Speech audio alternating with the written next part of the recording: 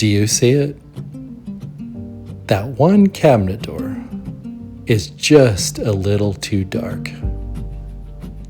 I just don't think I can live with this. I'm gonna have to fix it.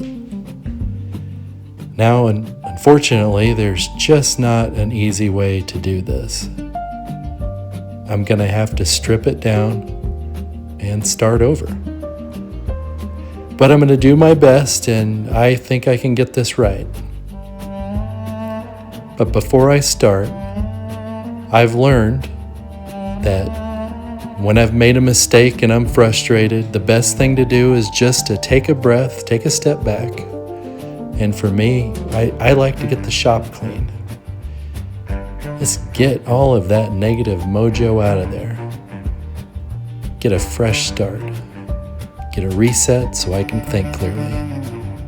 And then tackle the problem.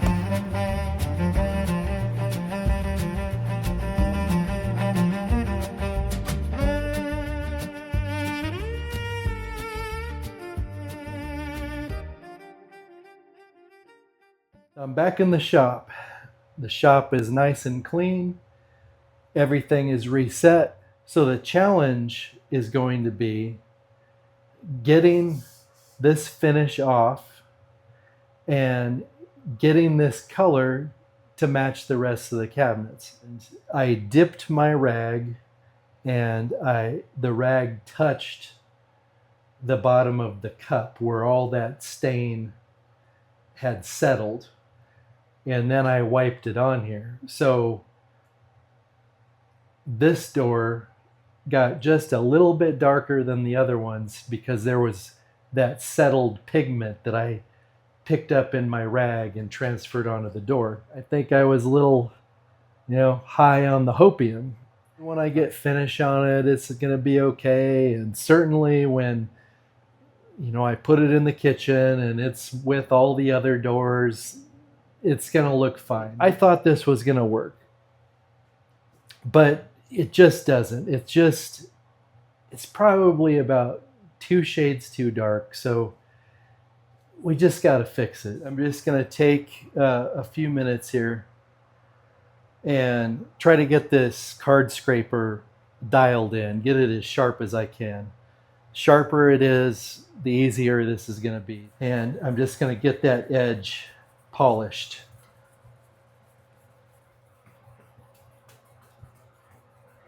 Now I want to roll over the edges to get a sharp hook, and that's what's going to cut through this finish. So this is a burnishing tool. It's just the idea is this metal is just a little harder than this metal, so it's going to push it out and create that burr that we're looking for. Go to about 10 degrees and keep pushing that edge out.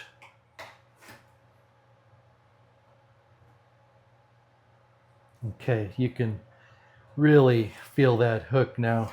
See what happens.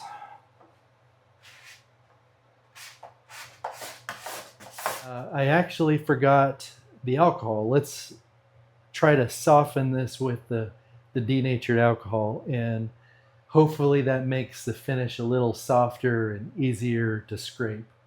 Not to put it on too thick, but get enough on there that it's softening this finish.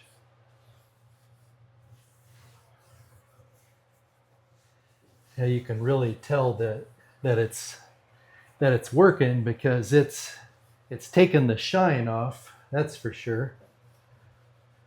So it's definitely cutting into that finish.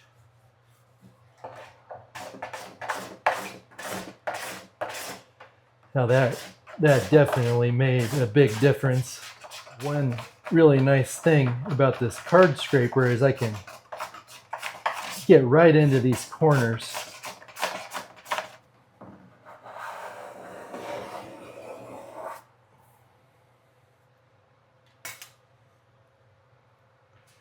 Now look at that shaving. That's all wood finish.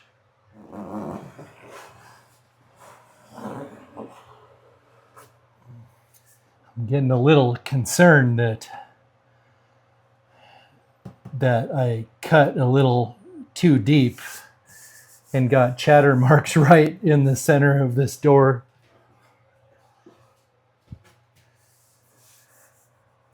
I'm just hoping that they're not too deep and that I just burn through the veneer, because if I do that, then that's just I'm just gonna have to start from scratch. So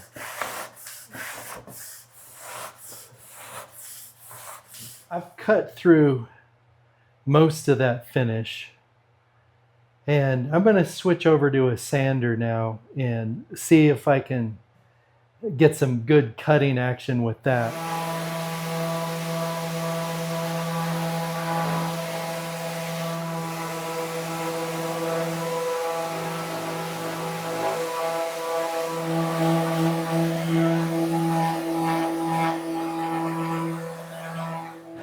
One thing that I'll point out, something that I've learned from mistakes in the past, when you're sanding, it's really easy to want to, put pressure on it. Just, like right here, I've almost got it all clean, and I'm like fighting the temptation to just, push down on this sander and get it done. You don't want to do that, because what that does is that puts those swirl marks, deep swirl marks, that you don't notice until you put your stain on again, and now you've got all these swirl marks in there. Is just hold on to the sander and no pressure at all. Just let the sander do the work.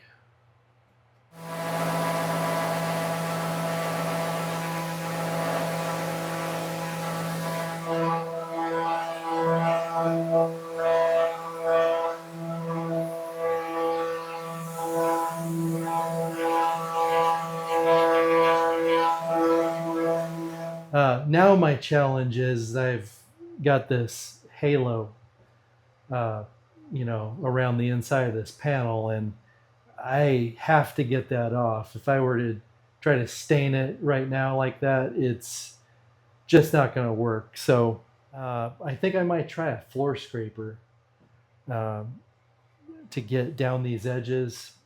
I'm just going to try a few things and, see what's working.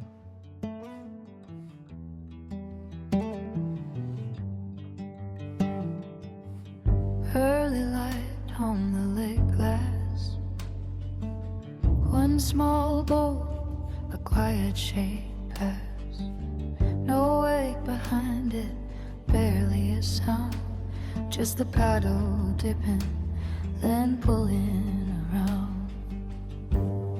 The air hangs heavy, warm and deep, secrets the old willow trees keep, slow and steady. That little boat, just letting the water hold and float, no rush to. All right, that looks pretty good. That worked out really well, actually. So far, it's taken me a little over an hour to do this. So if I had to make a brand new door from scratch, I think it probably would have taken me a little longer, because I would have had to. I don't have any wood prepared, so I would have had to mill the wood, cut it to size, set up the shaper for both the cuts, the cope cut and the stick cut. I would have had to cut the panels. So I think all of this was definitely worthwhile. Now I just have to see if I can get the color to match. That's going to be the next challenge, because anytime you refinish something, it always stains a little different the second time. Uh, I'm not exactly sure why, but it just does. So that's going to be the next challenge. Now I want to be real careful about this because I run the risk of doing the same thing I did the first time, because my stain here, just like last time, is near the bottom. So there's a lot of that pigment that's settled on the bottom. So first thing I'm going to do is I'm going to get this stirred up, and I'm going to transfer some off the top here into a separate container. Now, I actually mix my own stains, which gives me more control over a lot of things. I can dial in a color just right. I can play with the makeup of it to get it to do different things that I need. So the way I make this stain is I buy universal colorant. Basically, I have black, brown, red, yellow, and white. And with those colors, I can mix any stain color that I'm looking for. Now that stuff's basically like just a concentrated oil-based paint. And then to that, I add stain base, and I also add lacquer thinner. And I usually do a 50-50 mix. Now the lacquer thinner is just to get it to dry quickly, just so I don't have fingerprint issues. Because when you stain it and then you have to handle it and set it down, a lot of times oil-based stains just don't dry fast enough to avoid getting a fingerprint in it. So what I do is I cut it 50% with lacquer thinner. And the lacquer thinner is really hot, so it dries that real quickly, and that's how I avoid getting fingerprints, because it flashes off real quick, and it allows me to move these around and avoid those fingerprints and runs. But what I'm going to do this time is I'm going to add a little more stain base than to my original mixture. Now, what this is going to do, hopefully, is it's not going to penetrate quite as much, because one thing that the lacquer thinner does is, like I said, it helps dry it quickly, but it also makes that color penetrate deeper. So by adding just a little bit of that stain base, I'm hoping that color doesn't penetrate. It doesn't get as dark as it did last time. Now, before I go ahead and put the stain on, I've got a piece of scrap here. I'm just going to test my mix on the scrap, just to see, I just want to make sure that I'm heading in the right direction here. This is the door that this lives right next to. So the most important thing is these two doors go together. And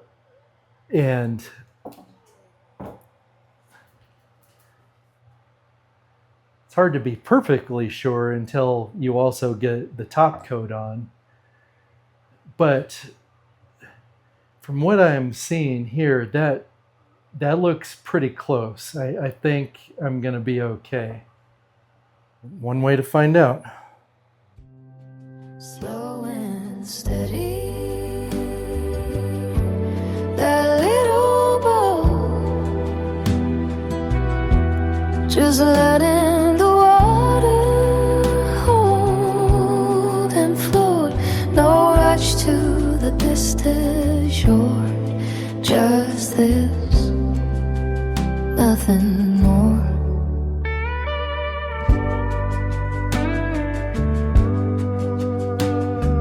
I trace the line with my own eye, where the soft gray meets the morning sky. The warm wood gleams, a story held in every ripple, gently swelled. Maybe it's heading for a place I haven't seen or lost all trace.